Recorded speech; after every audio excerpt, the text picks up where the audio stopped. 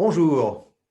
Thank you so much. We're going to give a few more seconds for people to join us on this really exciting journey. And we're having an exceptional host today. Hopefully everybody's getting into the live room. Thank you so much for being here today.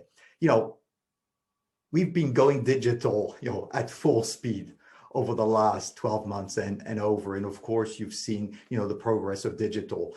And of course, we're helping clients, I would say not only have a digital strategy, but also if you zoom in, having a digital marketing strategy. But today we're going to do something even more special, and we're going to zoom in even further with Ricky Novak. And we're going to discuss, your digital presentations and what else there is to help you really move forward. So, I'm sure that you might have wished we could go back, to giving presentation face-to-face. But then I'm sure you remember that it wasn't so easy. And today, why I would like to say good morning, good afternoon, good evening is because we can reach out to the world. Our world is our oyster. And that's why today's, topic is for me so critical, to your business, because there's otherwise a lot of money you're leaving on the table. So, do you feel sometimes that getting a little bored with your virtual presentation and you don't know how to keep, the people engaged in it? Or maybe you're keen to really increase, the effectiveness as a presenter and get others to really listen and, and basically act on what you say every time you present. Well, if you answer, yes, smile and take a deep breath because you're really among friends and we share your world. But if you answer no, I'm sure that Ricky Novak is going to give you a little reality check on the new way of presenting. And basically it requires a total new set of skills. Ricky Novak helps leaders worldwide, achieve transformational change and results for themselves, for their teams and their businesses. And she's really committed to helping you today, develop your authentic style and presence so that, you can really connect, communicate with much greater results. Over the next 60 minutes, you're going to have a conversation with you. And it's about, presenting virtually and having a great influence and impact. And she's going to be, sharing best practices, examples and tips, techniques, for you to really master that virtual lounge room. And whether it's going to be in the boardroom or with your team. Just to give you a little bit of background about Ricky Novak, she's the author of 4, business books. She's facilitated over 4,000, events throughout Australasia. She's worked with, top 100 companies in many industries. And she's one of the 97 speakers of the Certified Speaking Professional accreditation. She's also a certified Marshall Goldsmith, stakeholder executive coach. So she's been coaching, people at the Australian Institute of Company Directors, the Women in Banking and Finance. So she comes with a lot of credentials and really work in that virtual field. She runs a lot of interactive workshop and she's going to make this one also interactive. She's also a certified, human resource professional. And she's definitely, also a regular media commentator. And of course, she's going to love and she's going to present you how you can basically, design and I would say deliver, your digital presentation. So we're really excited to get Ricky Novak with us today. Relax and make sure you ask questions because today it's about your business, about your way of moving forward in the digital world. Ricky, it's all yours. Thank you so much for your time. And of course, we're excited to hear you. Thank you, Barry, and good morning, good afternoon, good evening. After my own introduction, I can hardly wait to hear what I have to say, especially in the virtual world, because isn't it different? We sort of went from a formal type of presentation to a very constructed one, and now we're more humble in our habitat. We're coming back to the office in bits and pieces, but things have changed. And so have we, and so have our clients. So in the next 60 minutes, I want to take you on a little bit of a coaching journey. I want to share with you some tips and techniques, not from a technology point of view, because that's quite specific to the tools that you might be using with your clients and customers in project management and advisory. But this is really like, let's call it a coaching studio, a studio where you can learn how to be practical and make your presentations come alive from the best seat in the house, from your seat, from your best place, and make sure that the presentations that you give to your clients make them feel that they too are in the best seat of the house, their most important one. So I'm going to be stopping quite regularly during the course of my presentation, and I'm going to really invite you to throw out some questions to me, either through the chair to Thierry, or to me directly at ricky@rickynovak.com, or on LinkedIn, as I've been getting some queries after my sessions and webinars last time, just to really answer some of those curly questions, those what do I do here type of things. Because what we've really got to try and determine now is how to make our presentations come alive. Because in the scheme of things, when presentations were predictable and we had an order around how things were going, for the better or worse, they worked most of the time, and they were still flawed, you'll agree. Most people still didn't like giving presentations, and probably to some extent find it even more stressful going to do presentations now together. So let me share with you some things that I think will be really important. I'd like to give you some opportunities to share ideas, and the share screening has been disabled, Kerry, so would you mind just popping that back up for me, please? And we'll get going. So while that's, there we go. Hold on. No, not happening yet.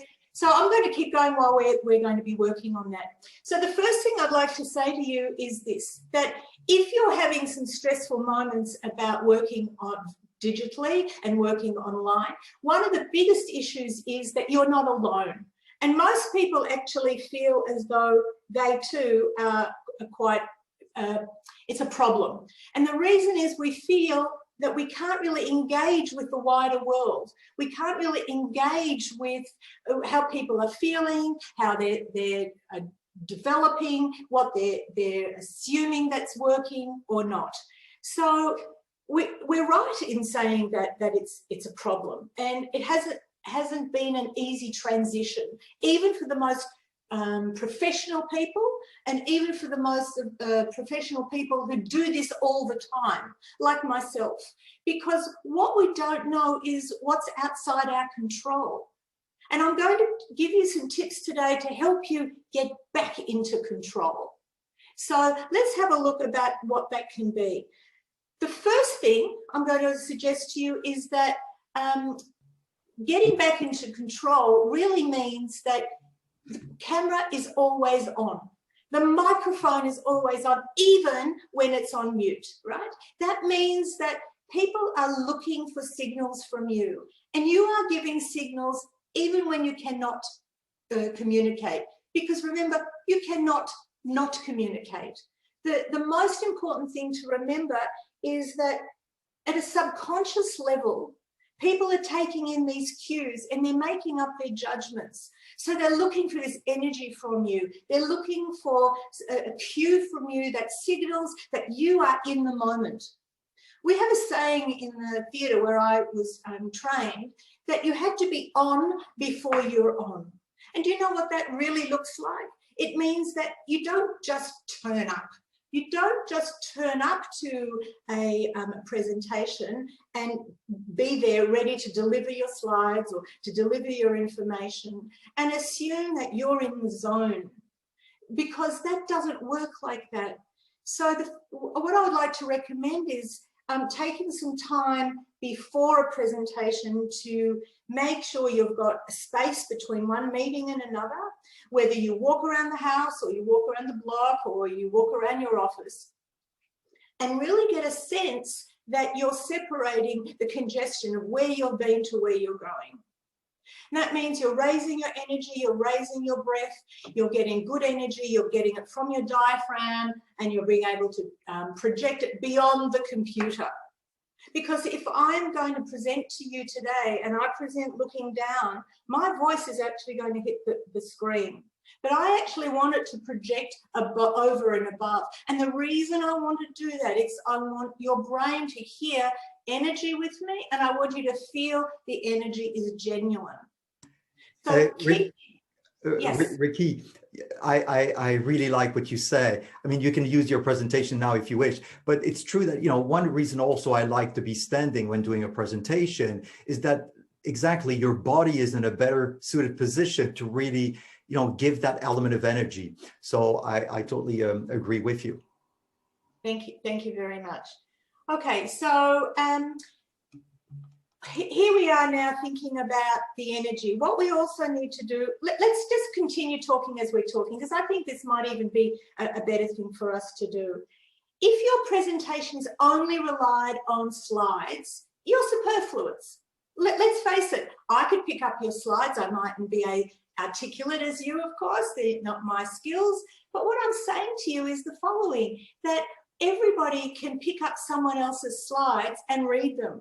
So make it unique.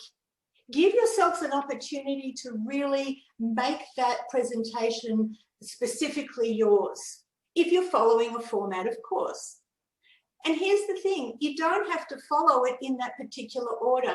The best presenters virtual these days have got the ability to be agile and nimble, to cut the presentation all together and stay in the moment, stay in the genuine interest of where the audience is, and hold that. Because they're the cues. If you're getting the cues that your audience loves that moment, stay there, pull it out, extrapolate it. And that works going up to senior management, and it also goes flat across the organization and to those direct reports of yours that you're trying desperately to engage in the workplace. Because if you can do that, you liberate yourself and away from the predictability of just another presentation. And maybe we can go on full screen so that at least people will be able to focus more on the current slide. Okay. Superb. It's there we go. Okay, so there are the things that we've just been talking a little bit about. Being able to increase. Sorry, Ricky, your presentation is not on. Huh? Sorry, it's not on. Not that I can see. That's okay. So there you go. That's a beautiful example of where we are right now in the world. Absolutely, with technology. Absolutely. So I'm not going to worry too much about that, if that's okay with you. No, of course not. Can you see me?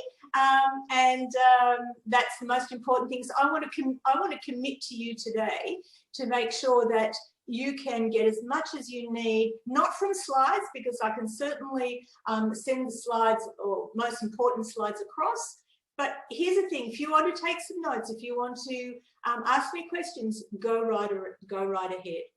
So the most important thing right now is what we need to do to make your presentations compelling and commercial, because the most important thing right now is not just to deliver information, but to make it commercial, so people act upon your message, they do what you need them to do, they're using productive time, and they maybe buy your product or service, right? Because you're not just filling up time doing a meeting. What you're actually doing is creating an answer to a need or problem, because information can be conveyed in a white paper, but a presentation is something different. So here are the things you need to think about where you could actually get better at what you're doing. Are you prepared enough?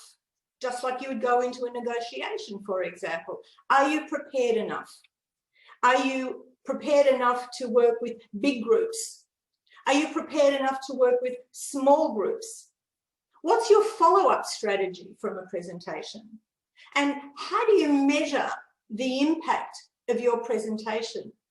If you can't answer the questions and what you do differently for each of those groups, for your preparation, your big group, your small group, your follow-up and your measurement, you have not yet got a handle on creating a successful presentation. So I would say our biggest challenge right now is to sensitively create awareness of different things that are going on for each of the groups that you're working with and for. And so the first one will actually be around time zones. And I'm coming to you from Melbourne, Australia, where it's after 8 p.m. in the evening. So my energy is quite high because I'm that sort of person. I've got a lot of energy, but I'm actually standing today. And most of the time when I'm presenting, I actually stand, because I think for me at 8 o'clock at night, if I was to sit down, my presentation would come into my body, and I want my presentation to come to you. So I want you to think about who you're presenting to, what their time zone is, and how they too may be actually feeling. And I really take this very seriously, because we've got to match and mirror the energy of the time zone we're in and ensure that we create that wonderful message to others. Another protocol we've got to think about is starting and finishing on time. Now, I could have waited for the technology to kick in. There is something not talking to something in my studio here, but if I was to wait to fix that, I would not honour you, my guests, the guests of advisory and mentoring. And to me, honouring you and your presence and your time is the most important thing I need to be doing right now. So if things fall over, as they just did, don't wait for it to repair unless someone is there with you and can do that. Get on with getting on, because if you know your presentation, if you know your work, you shouldn't need the backup of an of a visual aid, because think about it. Visual aids are there as an aid. They're not there to do the presentation for you. You're there. In fact, you are the most powerful point in the room, right? Not the PowerPoint. You are the most powerful point in the room. So if you were in my studio right now, you would see quite a number of lights around me. Now, I've done that, and I've worked really hard to make sure that lighting is really important. To make your virtual presentations compelling and how to deliver them, think a little bit about how well lit you actually are. And can you augment that according to different time zones, according to your colour that you're wearing. I've chosen a bright colour because that's what I like to, that's what I feel is important. So all of the things around you, from the lighting to the background, the Zoom backgrounds, they all add to those subliminal cues that your audience don't even know you've spent this time and energy on. But believe me, they are the things with your energy that make your presentations pop. And when you do that, the brain of the audience go, oh, this looks good. This looks like it's good for me. There's something about it before you've even started that they go, I'm quite interested to know more. And it creates an energy.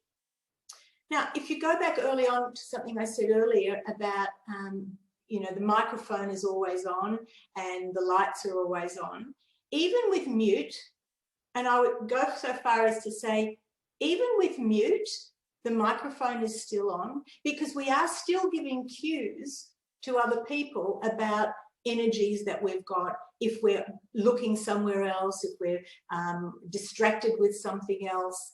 And that really is an important point that I want to convey to you, because I could say now, oh, well, you can't, I could turn myself on mute in a presentation, say, well, people can't hear me, I can clutter around and I can look away. But the minute I look away, the minute I'm distracted and the minute I've gone and I'm not engaging in a conversation, I'm sending a signal. And they can distract and detract from the impact of your presentation. So a couple of things to think about. I want you to check the cameras that you've got and augment the cameras or the lighting in your office or in your room.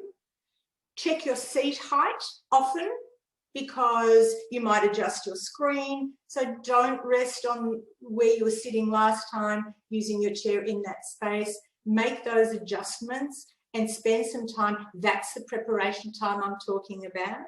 I want you to think about your camera coming from chest height up, and you can see my hands. You don't want to see that because that's too much in your face. But if you want to have open palms, that's good. Not too much flagging around, for example, and fussing around, but you do want to see elbows and you do want to see arms. It's sending signals to your audience that you are prepared to meet them and make your presentations really interesting. Backgrounds, there's a lot of talk about Zoom backgrounds. We've got the halo effect. I've got a lot of different backgrounds that I can choose, but I always test them first. And if you've got a background that is cluttered, you've got a background that is not the best for you at that time, change. Don't limit yourself to one particular background, because that one background can also send a signal like, oh, well, here we go again. So change up the backgrounds so you've got a visually more interesting view for the person to actually look at. A couple of things I'd like to just qualify on that is movement. I'm European too, so I tend to move a lot with my hands. For me, creating presentations that are compelling is about stillness, but then moving on a major point and knowing when to move and when to stay still. So that's practice, and it's stillness, and it's also being comfortable in watching how you present through recordings and seeing what you can actually do better. You don't want to be leaning too far into the screen, and you don't want to be leaning too far back with your arms crossed either. So there is a certain presentation body language that is really important for you to follow. And get someone to help you. And when you do that, ask them specific questions, and I'm always happy to answer those questions. So I might pause for a minute and see if there are any questions for you to ask me at this point. Well, Ricky, I agree. Sometimes I don't want to be taking the attention. So keeping the same background was my thought process. But you're right. Ultimately today, you realize that, the only constant is change, and the rate of change is accelerating exponentially. So I think we always need to question and try to find new ways. What is the best way, Ricky, maybe to get the attention of the audience when you start that virtual presentation? So I think it's to set the scene, quite frankly. And one of the ways in which you can do that is take control. Take control of what's acceptable, what's not, what you will do, what it's not, what won't be happening, and talk a little bit about expectations. So I've got a card here that I call the power card, and if you want to write this down, you're more than welcome, and I'm happy to share it with those who request it. And it's really just using the acronym POWER. So the first part of the P is the purpose. So if you really want to go in to make a presentation and you want to smack it straight in, talk about the purpose of my presentation today is, the real purpose of why we're here, and hit the audience with why they're there and what they're going to get. Because a lot of preamble, people are just nodding, going, come on, get into it. How long is this going to take? We've heard that before. Get into the actual purpose of why you're going to be doing the presentation. State it early on. The O is the objective. As a result of the presentation today, as a result of that, you don't have to make it as formal as that. You use your words. If I was coaching you, I'd say, don't use mine because they're mine. Use yours, because your language is really important. It can't be contrived. That's why you've got to find the most authentic you and look for the language that feels like you, sounds like you, looks like you, smells like you. It's just you. And people go, I get that. I get that. They're looking for authenticity, and the objective has to come from your objective and how it's going to help them. So first of all, the purpose of why we're here is to, and that's really important. My objective is to show you, to give you, to alert you, to help you. The W is the why and the when. Why this presentation is important for you. Why this matters now more than ever before is. Just like Thierry said when he introduced me, why this is important. And that's the most compelling reason is the why.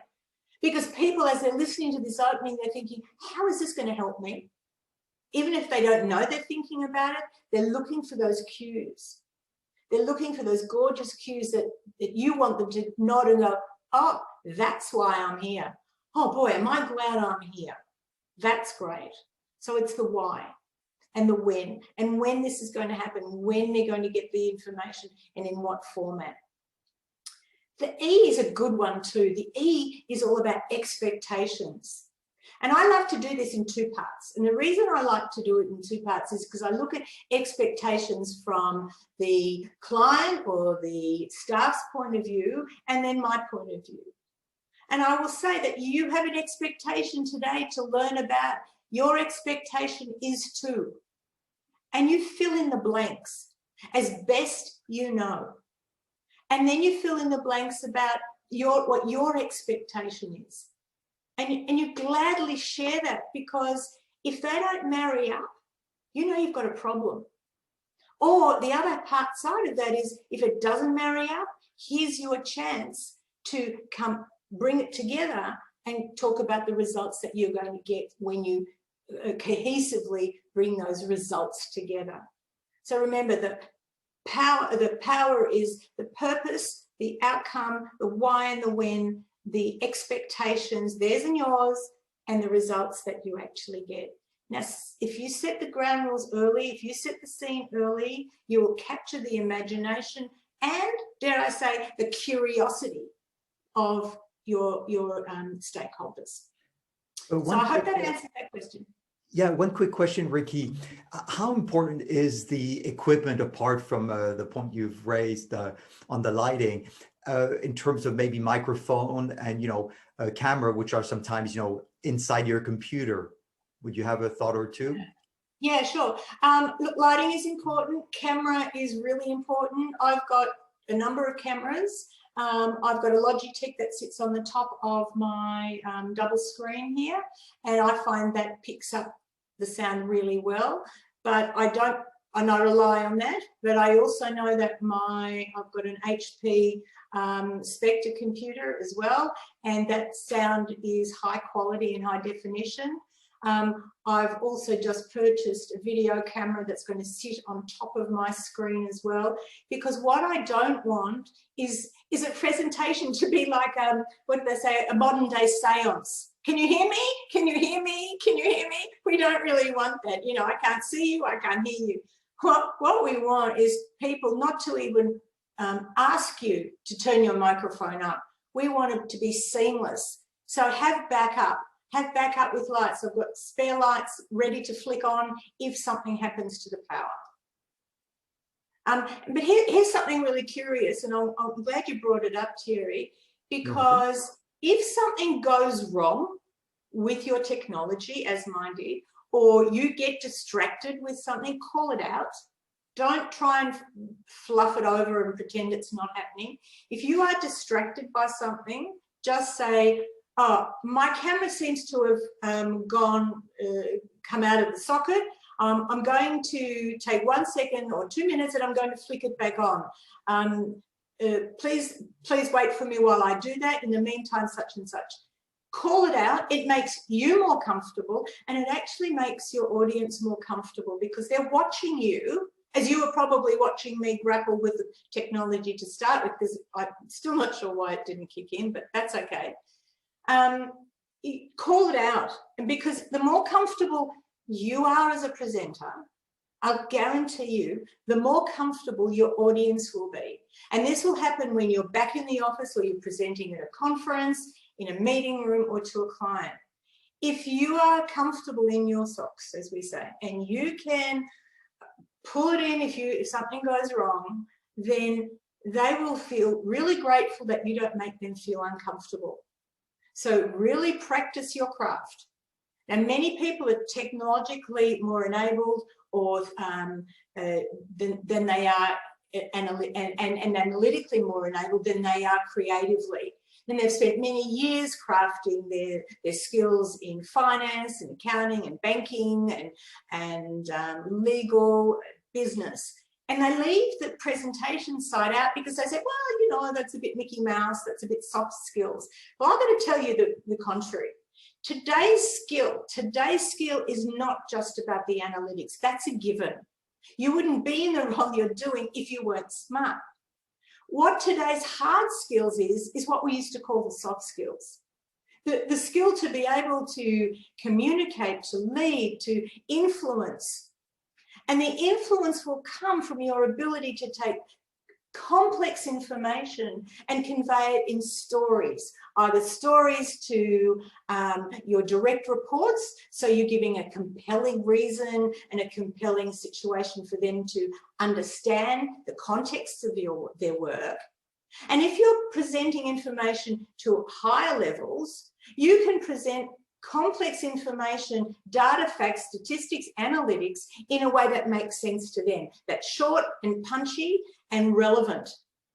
And that's what people are looking for. And one of the problems that we're facing and that I see with many of my clients is how to navigate up and down the organization. And if they're in the organization up here, how are they going to connect to everybody else? And I'm just going to say the one thing, be authentic.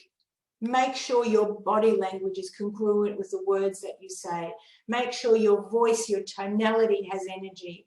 Lift the energy and be responsible, because if a presentation is boring, it's not the content. Remember that, it's not the content. The presentation is boring because we default to typical and predictable habits of delivery. So stretch your imagination and try doing something a little bit different. Try standing for a start. Try organizing your space a little bit differently. Be on before you're on. Think about crafting a story, thinking about creating a story map that gives you which stories you can use where in a presentation. Learn more about how to sell or talk price or talk objections to price. Become a better questioner, become more curious. So there are some of the things that are really important to help you deliver a compelling virtual presentation. And it's true, maybe to elaborate a little bit, Ricky, on that one, and I agree with the story element that you've mentioned, is what do you think when you notice that, you know, some people are nodding off, starting to look at their phone or maybe playing with their emails during one of your presentation, what can you do? Yeah, well, okay. Before that should happen, let me just go right back to the beginning when I said set the scene. The setting the scene in the purpose of the presentation is all about constructing an informal conversation with your delegates, your staff, your conference, whoever it is, about some of the things that they will get out of it, the conference, when they're fully engaged and they're fully focused. So it's not like a teacher telling a student, you know, that they have to do X. And as adults, we can't ask people to do something that they probably think, yeah, well, I know all of that. But what we can do is give them a compelling reason to keep focused. There'll be no need for you to have your phone on today. So turn it off, turn it over, get rid of it. You won't be needing it. The only time you might need it is if you want to send a note on Twitter and tell everybody how fabulous this presentation is. The only reason you're going to need your phone is to make a diary date with your colleagues about following up. But otherwise, you won't need it. And in order for you to understand the impact of this presentation, I'm going to be calling on you every couple of minutes to be engaged. So it's going to be your responsibility to stay present. And if you find you're not present, please hop out, go and get a drink of water and come right back. So you are in the moment. And this is a responsibility of everybody in that conference. So you can actually call that out early. And if they're doing it in the middle of the presentation, you can actually send a private note to your delegates just to say, how you going? Are you with me on this? You don't want to embarrass anybody on a call. That's the last thing you actually want to do.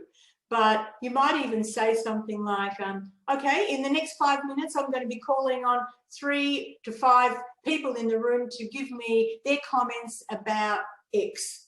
So be alert, because I'll probably be calling those of you who have been the most quiet in this conversation. So you're alerting them, because as I said, you don't want to embarrass or intimidate anybody on the call, because everybody starts, even if you're right to call them out for not connecting, what doesn't work is that everybody gets worried that you'll be calling them out next time. And it doesn't feel good. And what we want people is to engage, not disengage. At that level, Ricky, if you have a small group, and is it okay to ask them, for some live examples, so that you can maybe prove a point, and how would you engage with that small group to get them motivated to actually share that little live case study? Usually I give people opportunity to get something prepared before the event. I'm very conscious of not putting people on the spot in a small group, because I feel that silence, an uncomfortable silence, doesn't make for good bedfellows, if you know what I mean. It just makes people anxious that they have to very quickly scroll through their mind and come up with a case study or an example. So I always give people an opportunity in preparation for the agenda to say, I'd love you to come prepared with 1 or 2 short examples that I might call on you to discuss a relevant case study in X situation. And that means that it is their responsibility, their onus, to come prepared. I mean, I have to be empathic to groups. Nobody likes to often be put on the spot unless they, it's a very fast-moving, predictable way we've always worked. But it's not the way we've always worked. And virtual presentations, as a presenter, you're looking at the whole screen, you're looking at everyone, and people may not always be looking at you, and for different reasons. And if they're avoiding eye contact or they're looking at something else, don't call them out to make them uncomfortable, call them out to get their buy-in. So give them some time, and then just say, I'm going to come back to this again a bit later, and I'm going to ask you again for other ideas, such and such, about such and such. So as we're getting there, I want you to start thinking about it in the back of your mind. So you're not really springing it on them. And because my goal is to engage, not disengage. Ricky, thank you so much, because you're so right about giving that pre-advance tip, because somebody also told me about the opportunity to deliver digital presentations, to say with some people, if you know the people who are going to be there, make sure you also mention their name before you ask the question, because if you ask the question and then you mention the name of the person, then it makes it really complicated and you really put them on the spot. So at least you can give them advance notice, and that is so simple, but so real. Oh, absolutely. And it's not calling them out to be uncomfortable. It's in your way, that how you normally call them if you were sitting across a table for them. So Thierry, what would you think? Jack or Peter, what's on your mind right now? And make it really easy for people to engage, because the more energy you give them, the more energy they will give you. So I'd like to get through a few other slides, and then I'll open it up to everybody. One of the most important things for a presentation to engage is your voice. I've been trained in voice when I trained in the theatre, and some of the most important things that I learned I want to share with you. I'm going to give you about 3 or 4, but I want you to think about these in terms of using your voice. Your voice is like an instrument.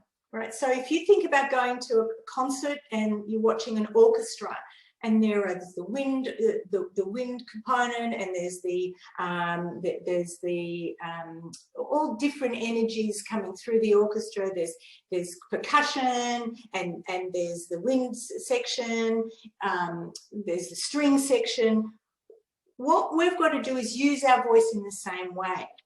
And most people are not comfortable. Yet, if you think about when you're at home, you read to your children, you were read to as a child, you use voices, don't you? And you exaggerate, and you make the voices come alive. Yet we go to the workplace and we tend to use the one voice, because that's the 6 o'clock news voice, because we think that's very professional.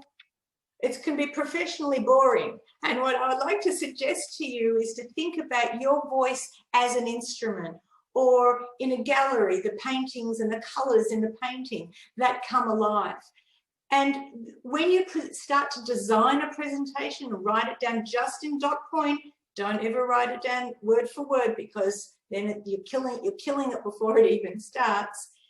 Put little musical signs or a sign above it that makes certain words come alive.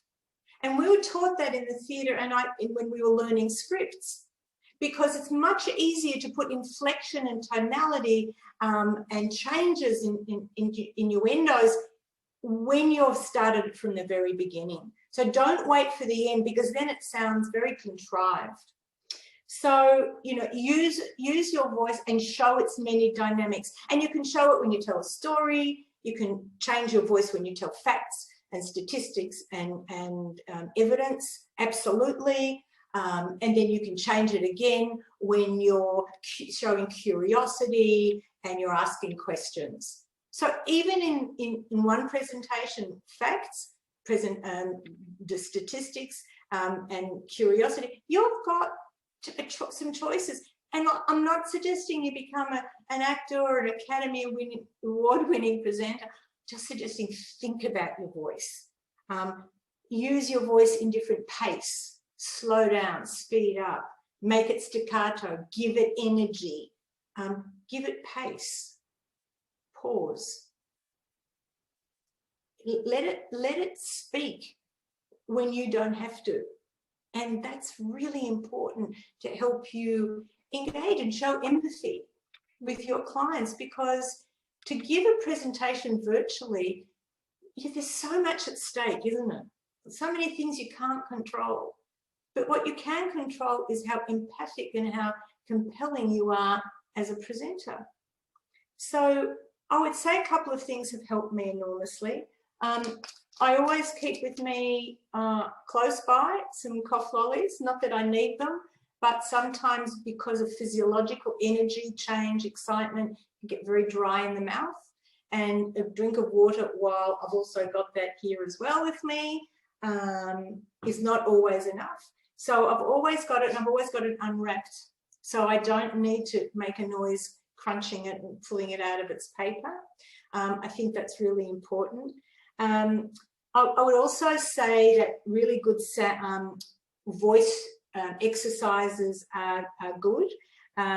Some of the things that are really important are things like different sounds. One of the sounds that we often say is like a lawnmower sound, with your lips. That's a really hard one to do sometimes. There's also a purr, purr, like a cat purring sound, and a hum.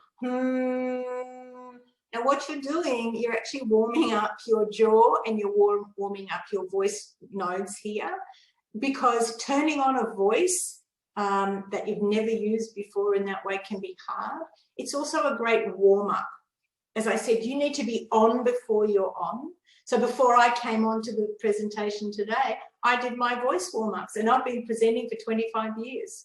So I still do those things. I also do lots of jaw mobility exercises as well. And there are exercises that I've got in one of my books, Boost Your Success, called Mo Ma, which is stretching the voice, the jaw, and coming back. And the reason that's important is this: if you are delivering a presentation and you are not using your jaw and it's very limited movement in your mouth, the words will get strangled. They get trapped. So go to the mirror when we finish the presentation and go and have a look how you speak. And if you're not getting generous movement with your mouth, just thinking, how can you possibly give generous energy to a presentation? It actually doesn't work. You've got to be able to use your voice in a very constructive way. Going back to water, warm water, not cold. Cold water actually strangles the voice as well. It's not a great feel. Ricky, there's a really interesting question, because it's true that, you know, some of our movements can be unintentional, they're natural, and sometimes there can be some kind of, they seem to appear also faster, apparently, and that's going to create also this flash on the screen. So what are your top tips to be able to control that element and have more, make it look like more an instrument? How can you control? You know, a question was asked of Jerry Seinfeld in an interview that, you know, what makes him successful? And he just turned around and he just said one thing. He said, do the work. So I'm going to say the same answer. I'm going to borrow it from Jerry Seinfeld. Do the work, practice. You've got to see what it looks like. You've got to hear it. You've got to be able to understand the differences that you can generate when you use your voice. And that means not being scared to try.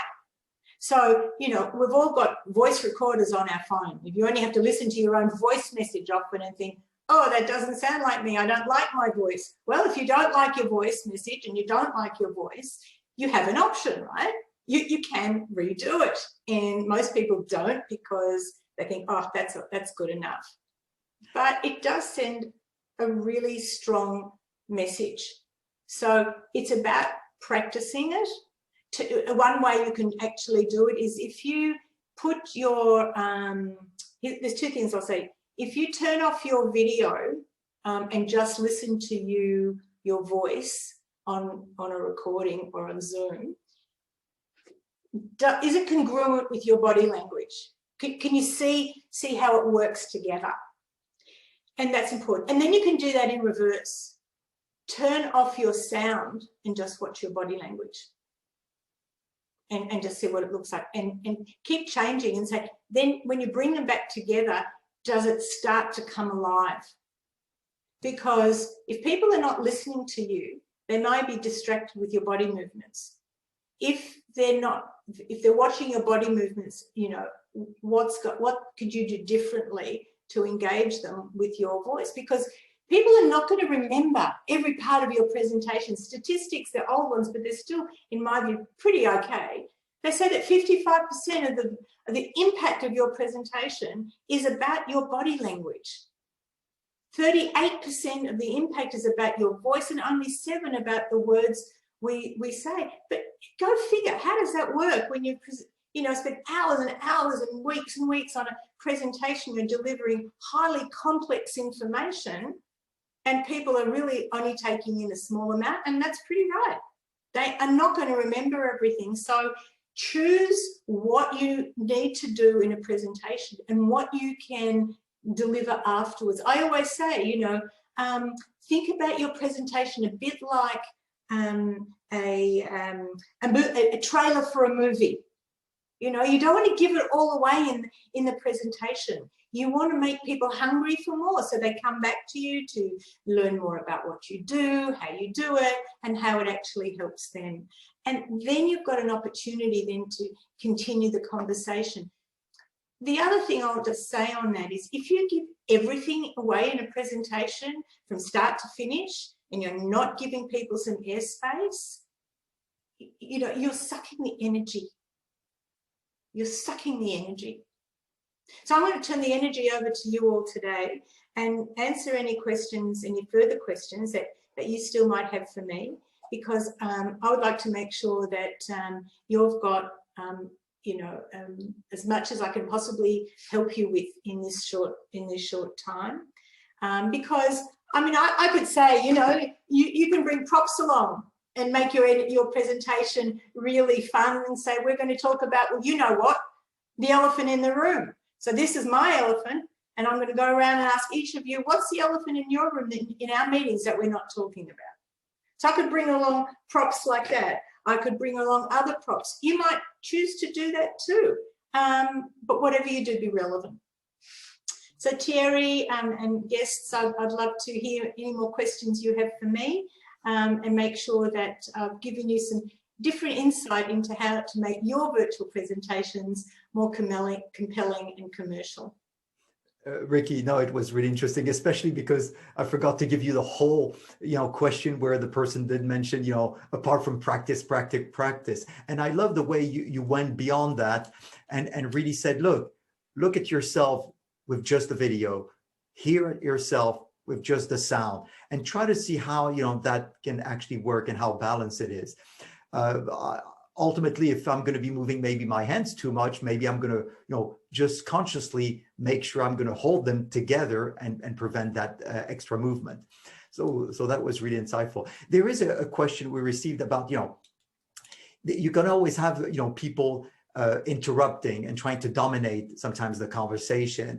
And those can really put you, potentially off track, if not in terms of ideas, in terms of time. So how do you take control back, without being rude, without being impatient? Because it's not easy. Yeah, look, great question. Once again, it's most important that you establish these ground rules before you start the presentation, because you don't want to call it out in the middle. As if you have to, you actually do.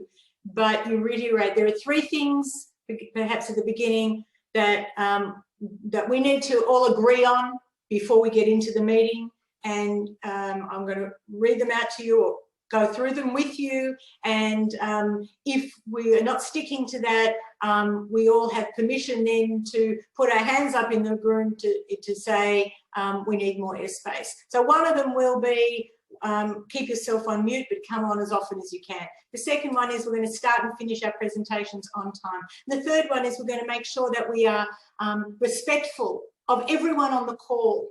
And I'm going to talk a little bit about that. That means that we need everybody to participate. We have to give airspace to all contribution. And if you need more time to present different points of view, put it in the chat line, send some messages across, and we'll always come back to you. Now, I know there are a number of people in the team who love to contribute lots and lots, and I encourage that. But in the short time that we have today, I need to hear from 20 people, 15 people. So we're going to make sure that if you're going on too long, I'm just going to be interrupting you and moving right through. Trust that's okay with everyone. And I call it early, because if you don't set it up and frame it up early and get group consensus, then the problem is people will abuse it. And if I know that there's always someone who typically will do that, I'll call them before the meeting and just encourage them to contribute and give others an opportunity to share their views, especially those who don't typically have that opportunity or take that opportunity. They may be more introverted, or they go, why bother? Alan's always going to interrupt, or Shirley doesn't stop talking. So, call them out on it early. There's another question. There's definitely 2. One is about the Q&A. Do we do it at the end? Do we do it in the middle? How do you recommend the Q&A should be handled? Well, maybe a little bit like I've done it today. I've stopped about 7 times already to ask, what questions do you have? This is a question that we get. Ask me now. And I would say that when you're doing a roadmap of your presentation, like a story map, and that documents your process of what you're going to be doing, have a little question mark along the dot that says, I'm going to stop here for questions. So don't wait for the end. I think it sucks the energy right out of the session.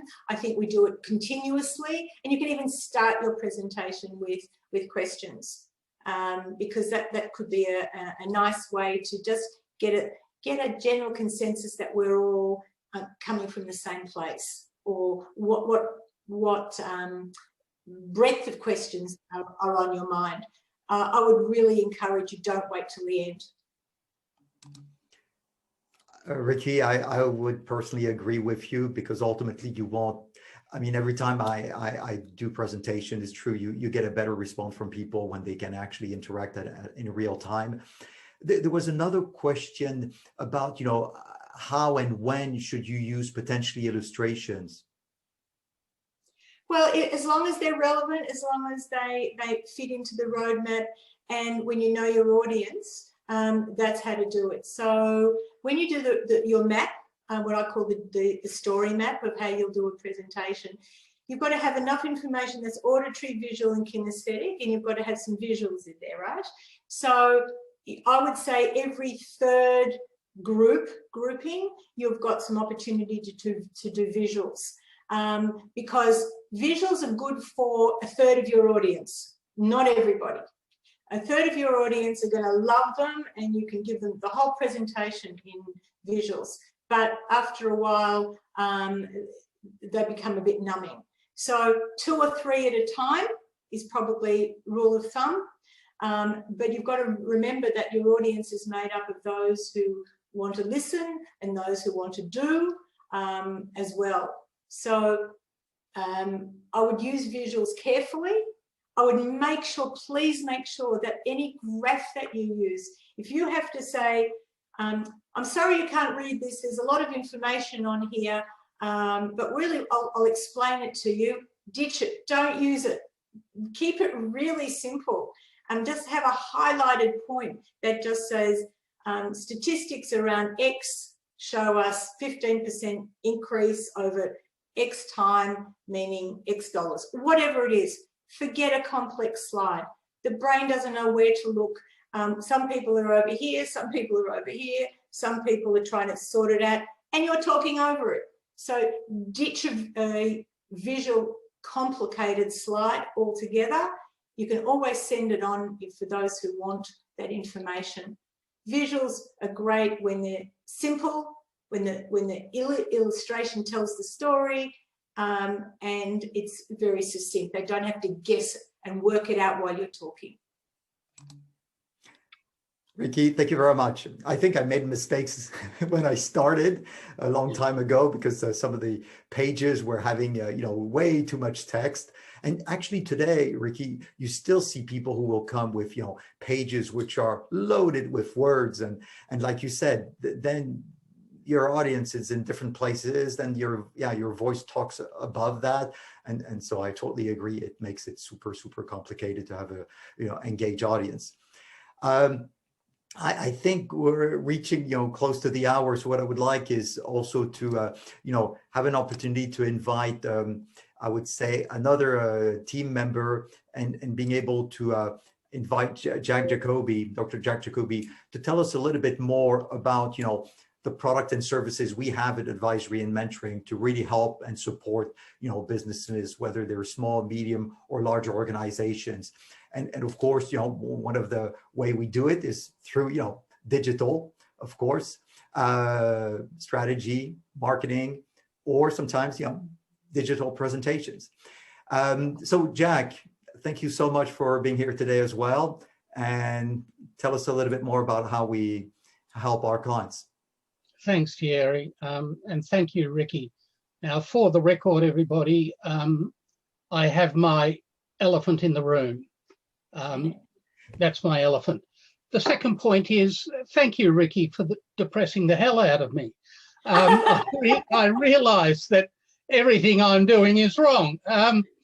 So I've got a lot of work ahead of me, but thank you very much for the opportunity to reflect on myself. Hi, everybody, and welcome to the webinar that's just been.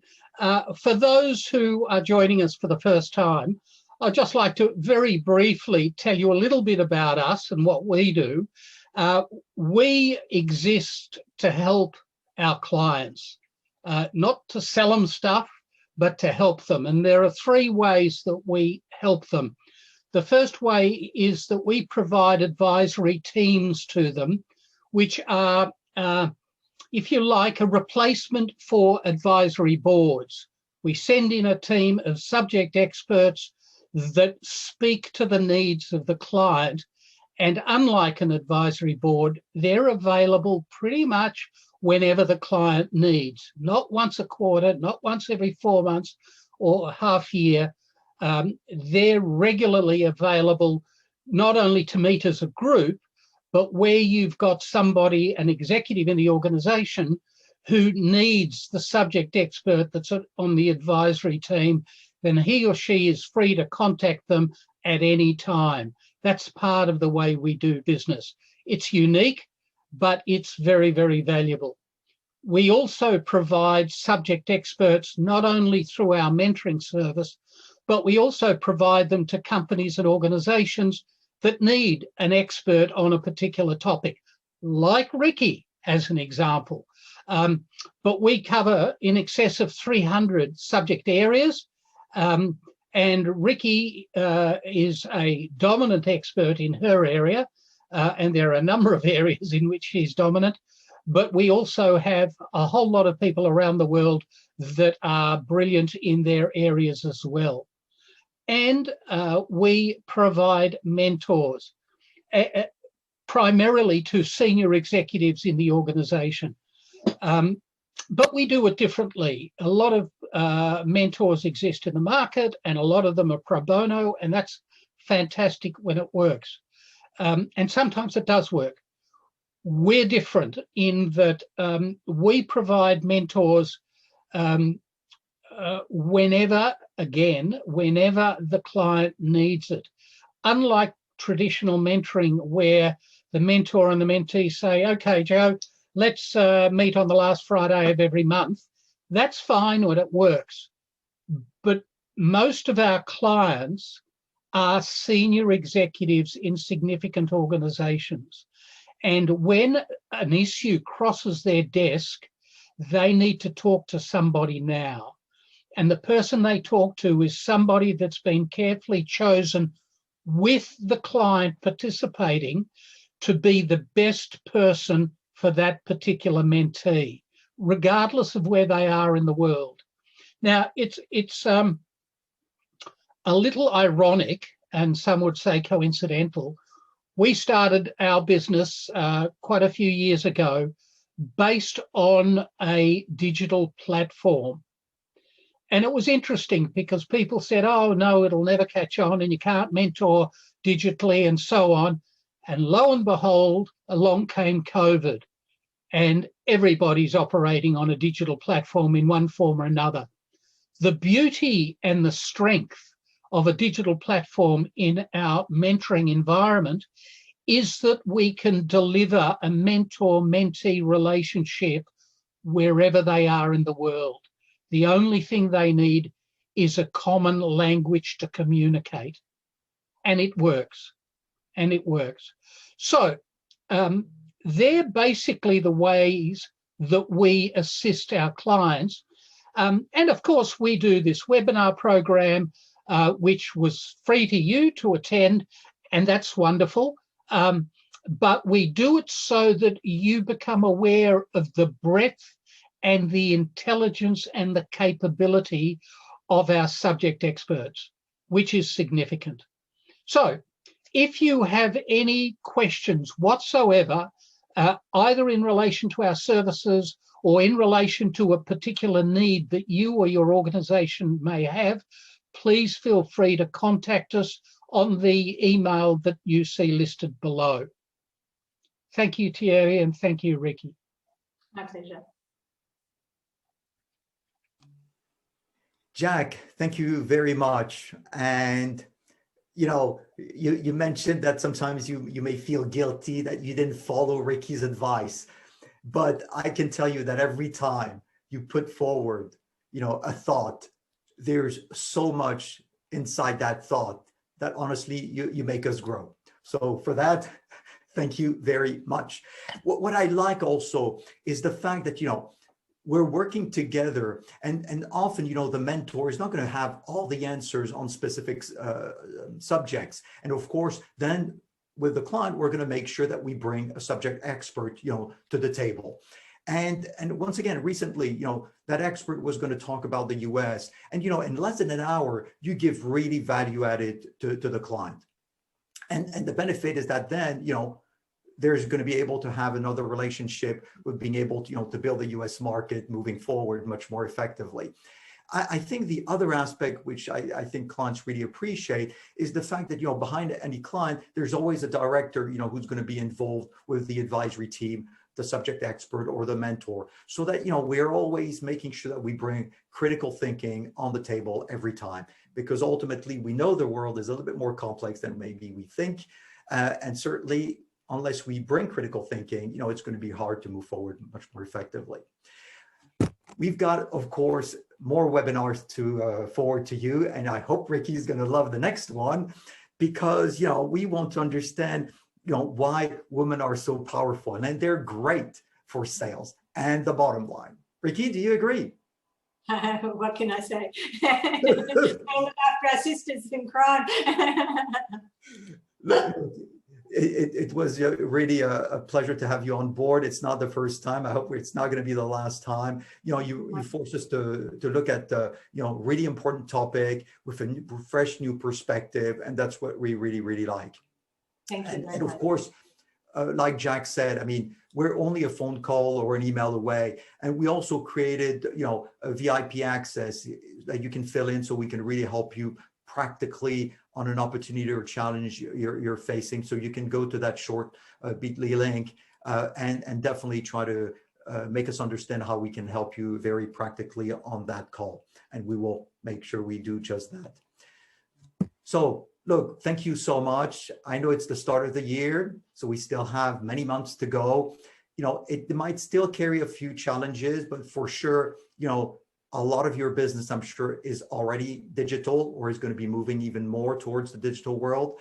And therefore, I think that what Ricky shared with us today was really vital in being able to put a dose of freshness and newness in whatever you're doing, and really questioning the way we currently do things. Ricky, thank you so much, and for your energy and skills and knowledge in that topic. And of course, to all of you, thank you so much. Have a productive week, and we'll see you next time. Thank you so much. Bye-bye. Bye to you all. Bye.